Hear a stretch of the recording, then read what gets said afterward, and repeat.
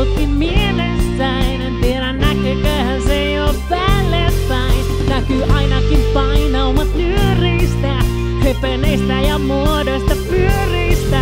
No kestääkö sänky, kestääkö sinä? Sitä mietin päällä, sitä ei hikisinä, kun me mennään valkoisiin lakanoihin rinteen talkoisiin. Ja panna mut paksuksi, oh yeah, aha, oh yeah. Nyt pääset ratsuksi, oh, aha, oh yeah. Kun panna mut paksuksi, oh, aha, oh yeah. Lyödäänpä läskiksi, oh, aha, oh yeah. Tämä on tietoista riskinottoa.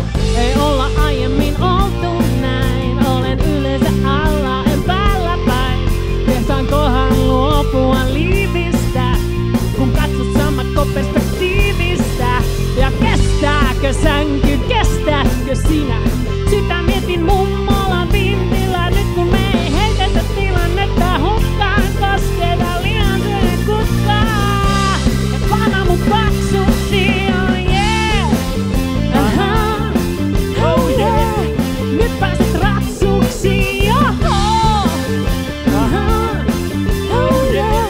Kun panna mut paksuksi, oh, aha, oh yeah.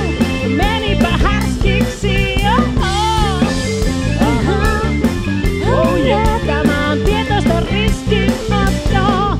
Sinä seisot nyt ja minä käsilläni jälkeenpäin keitän alasti kahvit.